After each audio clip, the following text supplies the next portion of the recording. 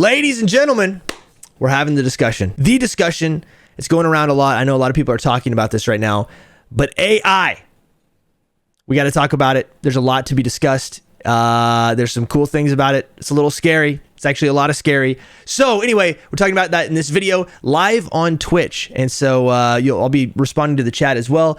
But let's dive in and talk about AI.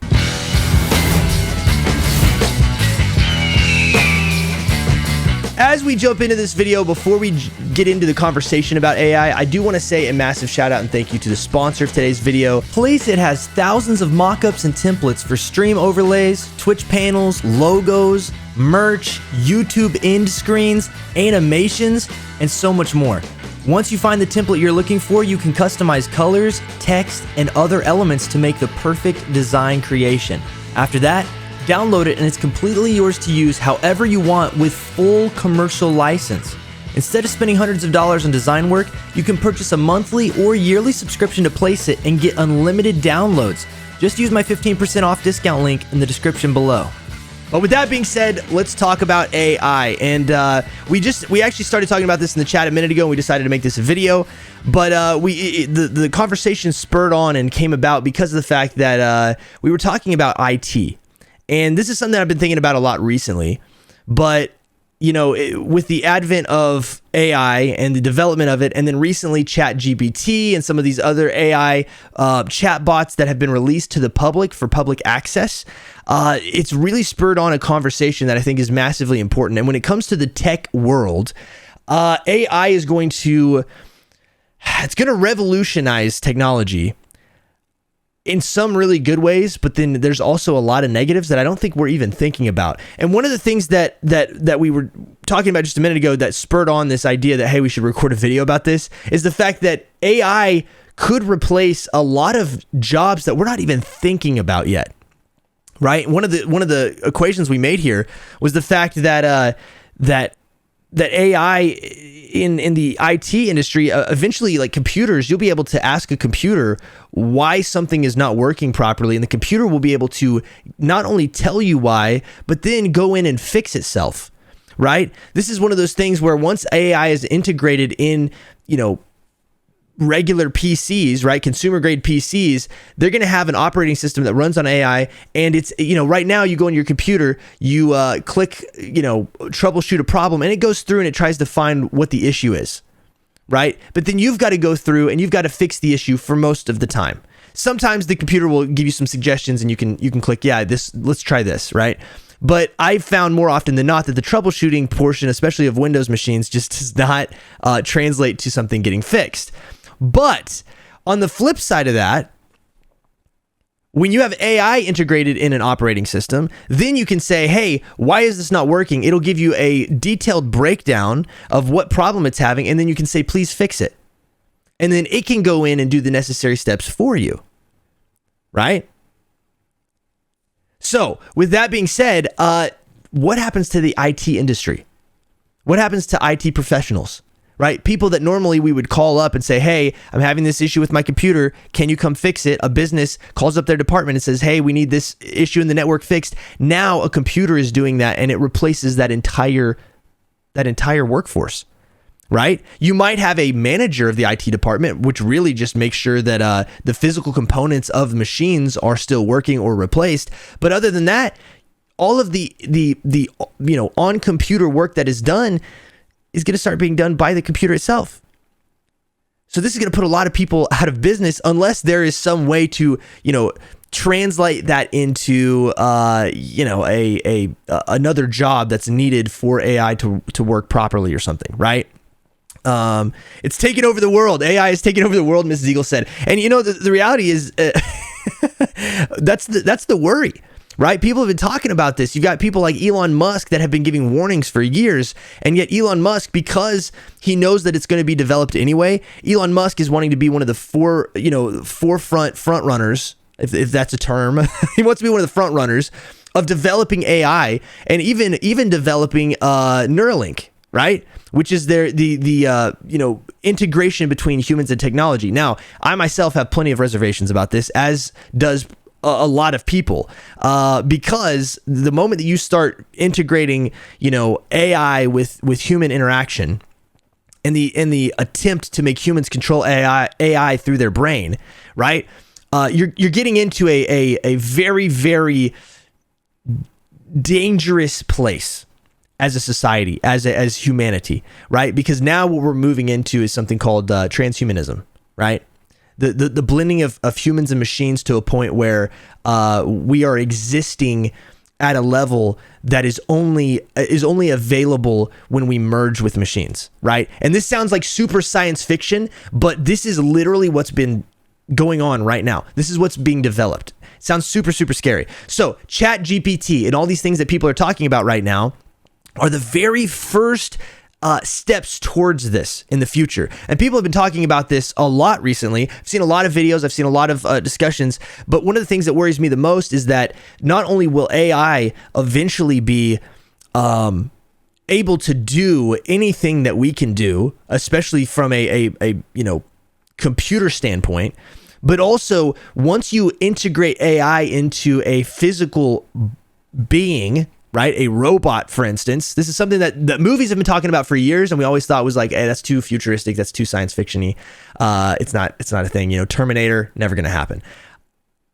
But there's a reason why that movie resonates with so many people. Because as technology develops, right, we get closer and closer to, and I'm not saying Terminator's going to happen, but we get closer and closer to a world where eventually AI robots are interacting with human beings on a level that we find in movies. You know what I'm saying? So it's going to be very, very interesting to see what happens with this. The thing that I think is going to be probably the most scary is initially what happens to the workforce, right? Your IT professionals. And then of course we move into like, somebody made a comment earlier. Sagdad said, graphic design is headed that way. As a designer, I find it scary, right? And what that means is that in graphic design, now they're able, like AI is able to, you type in and say, I want a picture of a monkey jumping over a rainbow while he's holding, huge sacks of gold, and he has a birthday party hat on. And you type that in to some of these art generators, these AI art generators. They're going to take all of this inspiration from all of this different type of art that's been done all over the internet, right? They're going to take pictures of monkeys. They're going to take pictures of party hats. They're going to take pictures of bags of gold and rainbows and all this kind of stuff. And they're going to mix it together to make a beautiful work of art of a monkey doing exactly what you ask for the picture of, right? And so what happens when a graphic designer says, hey, make me a logo, a simple one color logo of of an arrow pointing towards a door, right? But make it in the style of this or that or the other. It's going to be able to come up with like a bunch of different variations of that logo, 100% unique, 100% never existed before. And then you just select the best one. You look through and you say, wow, this is brilliant. This is brilliant.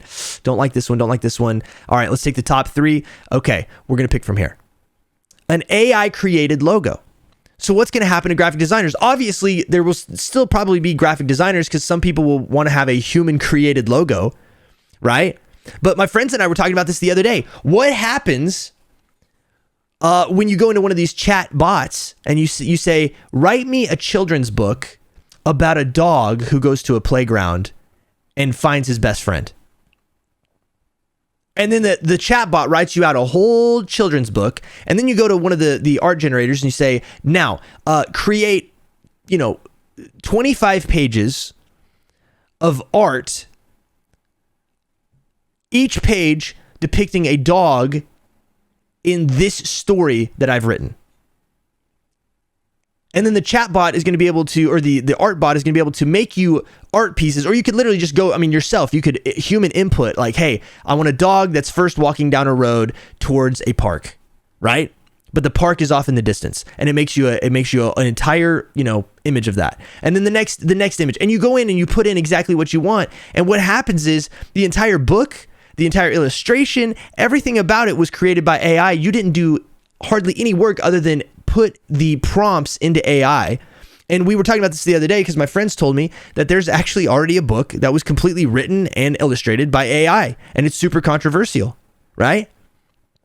The only thing you're doing as a human is you are going through your proofreading and making sure that the book includes things that you want included and doesn't include things that you don't want in there, and that it makes cohesive sense, right? Is it a good book? I don't know. I haven't read the book. But that's the thing about it is now all of these things, all of these questions are popping up, and this is an important conversation for us to have, and that's why we're talking about it here on stream, because that's the reality is that we don't know what implications this has. We're just now learning this, right? We're just now learning this. Game design is pretty much already in that situation. Just tell it what you want the code to do and what language you want it in, and we'll just give it to you. Exactly. And that's the thing about it is even in these chat bots, you could go in and say, write me all the code necessary to create an app exactly like Uber, but for a different purpose. That's the difficult part about it.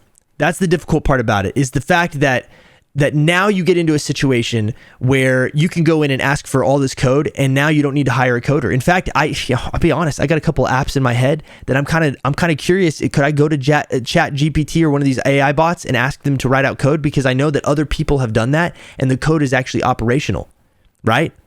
From everything I've heard so far, and I don't have specific instances that I can pull from right now. We'll have to go do some research. But what I'm saying is that will be something eventually, if it's not already, and I think it is. There will be a time where code is written by computers, and it's perfect, and it operates, and it works, and then you can go in and ask it to tweak things. Hey, I want it to look like this, and then you can go into an art generating AI and ask it to generate you a very clean, minimalistic app user interface. And boom, there it is. You know what I'm saying? So, with that being said, yeah, exactly. Another point Legendary Mew makes is that it'll be hard to distinguish between humans and AI. And so this is also going to come, think about this for a second, right? Eventually, this is going to affect streaming. Because there's already, I don't know if you guys know this, but there's already like AI run streams that have been tested out. There's a stream I saw the other day that's run by AI. And the AI is literally, they've got a little avatar, right? It's a VTuber, so to speak, but then it's responding to chat. And I'll have to go look up the name, and maybe I'll put an overlay and show you guys like what I'm talking about. I'll put an overlay on this video. But it's literally talking to the chat. It's responding to questions. It's a VTuber, but it's all run by a computer. So now even our live streaming entertainment that we have, where we can, it's going to be different, right? You're going to want to go to, but what happens when an AI robot looks just like a human? Can a human streamer say, hey, I don't want to stream today, so I'm going to send my AI robot to sit down and stream for me? And that AI robot is not only playing video games better than the human can. And that the AI robot is coming up with the most philosophical answers because it's pulling from the entire knowledge of the internet. This is where we start moving into what they call the singularity. Right? Eventually, where all knowledge and information is one and the same, and everybody is connected to that same system, right? Right. And that might be a very, very like kind of rough description of what I'm talking about, but look up what the singularity or the idea of the singularity is. We get into this situation. I'm not trying to scare everybody with this, but rather talk about the implications of this and the fact that we need to start understanding where we're headed with technology. And then you have to make a decision. Where do you fall? Right? Where do you fall on that? Are you gonna utilize the AI? And the big ethical question here, guys. The big ethical question here is it okay for creators and their content to be derived from an AI bot? And can you actually take credit for it? If I have an entire YouTube video script written by an AI chatbot, then can I actually take credit for that YouTube video script? If I write an entire it could be a bot, but if I write an entire book using AI, can I take credit for that book and put my name on it and sell it and make money off of it? And you know what's going to happen? Eventually, these AI chatbot companies that run AI, they're going to allow you to use their service, but they're going to be copyright issues, right? If a chatbot writes you a book, you're going to have to either give some kind of royalty to the company, or maybe it's going to be one of these things where you have to pay a certain monthly amount in order for you to be able to use the information, the content that you derived from the chatbot. We're in the early, this is like the wild west of AI right now. But eventually there's going to be regulations and rules and all kinds of legal matters. And so we can't become too reliant on AI. And this is something I want to warn everybody about right now, is that you cannot allow AI to do all of your work for you, because there's a creative muscle in everybody's mind that if you're a creator, if you're a content creator, you're having to work that muscle. You're having to work your brain and come up with ideas, be creative, bring new ideas about, and then actually implement them. And if we start leaning or using AI too much, then what I'm worried about will happen potentially is that we'll start letting that muscle kind of deteriorate, right? It's not going to work as hard. We're not going to operate in creativity. And so we're going to be relying on computers to be creative. And then when all these regulations happen, now where are you left, right? You can't just come up with your own creative ideas and then implement them, because we just haven't been using our creativity, right? We haven't been using our brain in that way. It is only okay if you personally write every line of code and all training data. And see, that's the thing, that's the idea that I'm getting at here, is that like, where does that fall? Some people are going to say, no, it should be if you ask the AI to do something and you prompt it, then it's creating something that you ask it to do. So therefore it was your idea. Therefore it's your content. But I don't think it's going to be that way, right? I think what's going to happen is people are going to prompt AI. AI is going to come back with all this information, and then you're going to have to pay, right? Or you're going to have to, there's going to be some kind of, legal stuff that you're going to go through to even claim that it's yours. But in the process, until it gets to that point, which it will eventually, right? Because all these companies will realize, hey, I can make a lot of money off my AI, right?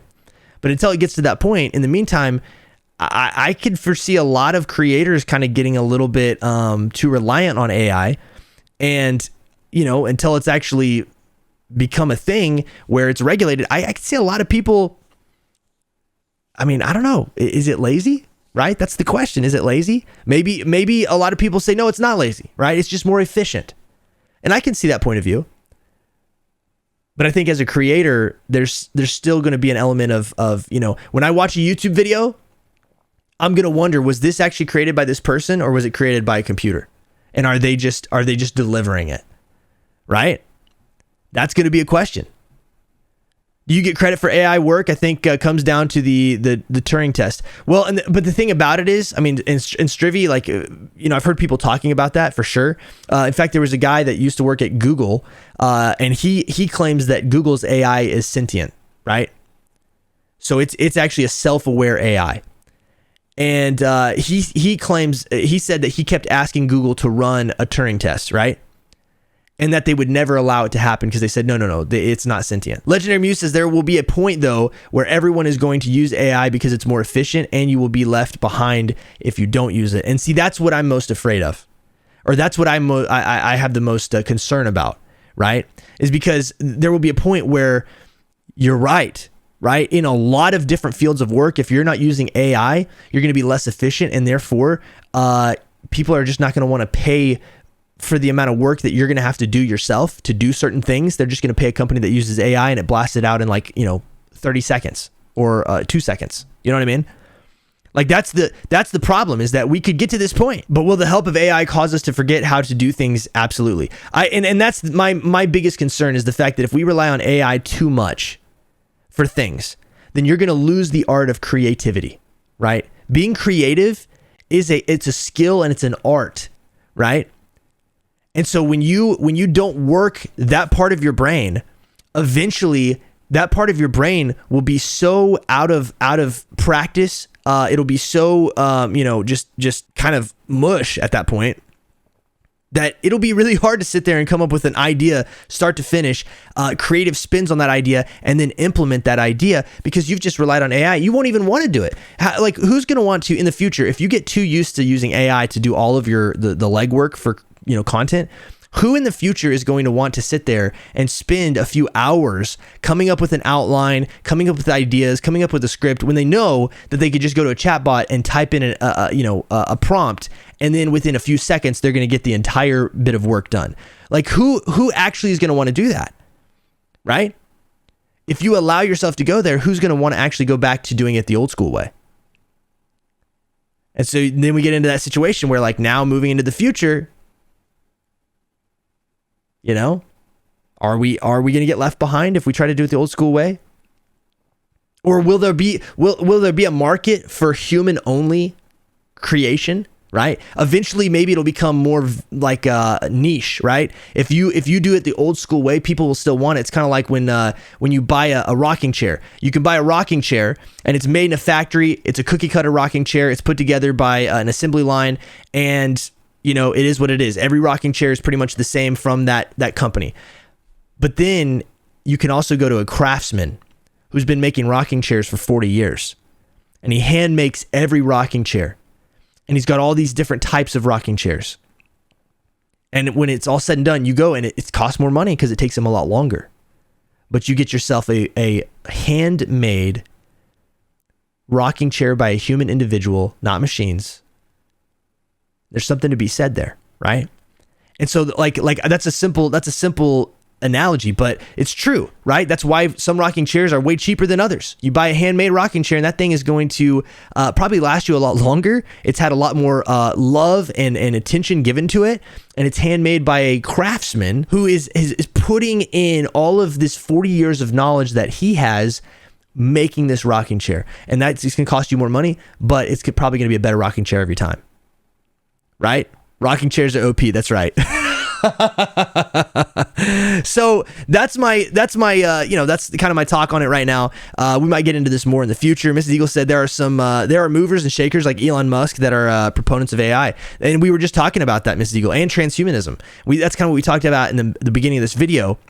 Is that Elon Musk, and he has said this too, and I'll reiterate this one more time, but Elon Musk has said AI is dangerous. And with the scary part is that we're pushing for AI so fast, and we need to slow down, because he's literally made the statement, like, once we get into AI, once AI exists, once it, if we're not careful, then we may not understand the implications of what we're doing. And once that AI gets out, it's impossible to put it back, right? And the scary part is that there are certain types of AI, right, where if that AI was actually let loose out of its confined, development center, and if it was able to get online or something like that, that AI could go in and effectively do whatever it wanted to the entire world, because we have the internet now. So if you had a self-aware sentient AI that was released, and that AI decided that it didn't like certain things all over the world, it could go in and make whatever changes it wanted. And there's been shows and movies. I mean, Miss Eagle and I watched an entire show called Person of Interest. And if you want to see like a super like crazy scary version of what AI can do or could become, watch a show called Person of Interest. It's because that show gets into some of these ideas. So, who knows? I'm fear mongering here or anything like that. But what I'm saying is, we just need to be very much more conscientious as we move into this, and as we get into this unknown realm of public access to AI, and even AI itself being developed to a new level. Don't jump on a bandwagon and start using AI for all of your content creation. All right, let's bring it back home for a minute. Don't use it for your content creation all of the time. You want to experiment with it? Great. Will I experiment with it? Maybe. We'll look into it a little bit for certain things, but I'm not going to let AI take over my content creation to where I'm not actually doing most of the work myself, right? Because at that point, I can't even really take credit. If I do a video that's all written by AI, I can't even really take credit for that video, right? I'm reading a script that a computer told me to read. and how much of the world's opinions are going to be based around what the computer tells us to think versus our own ideas and thoughts. We've got to consider that. So with that being said, you guys, thank you for being here for this video. I thought it was an interesting conversation. Hopefully you've enjoyed it. Leave a comment down in the comment section below and give me your thoughts on AI. Do you think it's a good thing? Do you think it's a bad thing? Are you nervous about it? Are you super excited about it? But give me your feedback. I'd love to know what everybody's thinking because, you know, it's a whole new realm. Also, if you want to join us for conversations like this in the future, swing by twitch.tv/EagleGarrett. That's where I'm live. And that's where we did this entire video. We'd love to have you over there, as well as you can jump into our Discord community at discord.gg/flock if you'd like to join us there also. And then on top of that, I'm on all the social medias. I'm on Twitter the most, so if you want to find me, that's probably the best place, but hit me up on there. And last but not least, I appreciate you guys watching. Hit the like button, subscribe button, notification bell if you like this video, if you want to see more videos like this to get this video out there. I think it's a good conversation to have, so consider doing that for me as well. But with that being said, thank you guys so much for watching, and until the next video, rock on, peace out, God bless, and last but not least, Papa Dogs is always super hungry after hearing Chick-fil-A. Yeah, me too. I'm thinking about Chick-fil-A right now, and I can already feel my stomach just going.